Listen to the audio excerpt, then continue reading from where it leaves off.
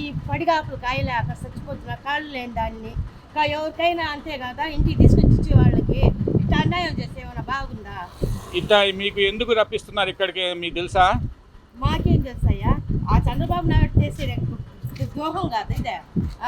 వాళ్ళు చేసే బాగా మంచితనంగా హాయిగా ఇచ్చిన వాళ్ళకి ఇట్లా నాశనం చేస్తుంటే ఎవరైనా ఒప్పుకుంటారా?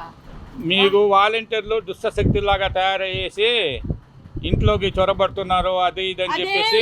పాపం ఏ కోసాని వచ్చేది ఆ పిల్ల 4 గంటలకు వచ్చి తలుపు తట్టి ఫోన్లు చేసి తీసుకొచ్చి ఇస్తున్నారు. 5 సంవత్సరాల నుంచి హాయిగా ఉన్నాం. ఒక్కరు కూడా బయటకు వచ్చేది కాదు, ఒక్కరు కూడా ఇది చేసేది కాదు. హాయిగా ఇంటికి తీసుకొచ్చి తలుపు తట్టి ఇచ్చేది. వారింట్లో పేరు పెట్టడానికే లేదు. 5 సంవత్సరాల నుంచి హాయిగా ఉన్నాం మేము.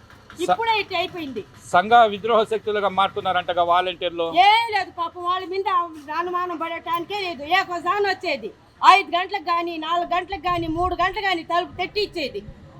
ఆ విధంగా సంఘ విద్రోహ శక్తులుగా తయారవుతున్నారు అని చెప్పేసి చంద్రబాబు నాయుడు, టీడీపీ ప్రభుత్వం, నిమ్మగడ్డ ప్రసాద్ అని వీళ్ళందరూ ఎలక్షన్ కమిషన్ దగ్గర పోయేసి ఈ వృద్ధులు వికలాంగులకి వాలంటీర్లు పంచగుర్దు పెన్షన్ అనేసి ఈ విధంగా చేశారు. దానిపై మీ అభిప్రాయం? కావాలి కానీ ఆ వారింట్లో పని ఏమీ లేదు.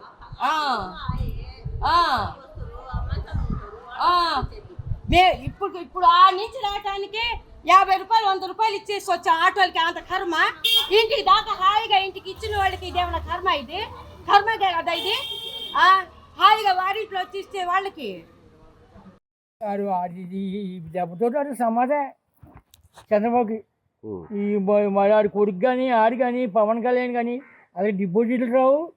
వాళ్ళు ప్రజల ఈ ముసలి ఉసురు 100 పాలు తగులుతుంది నా కొడుకు.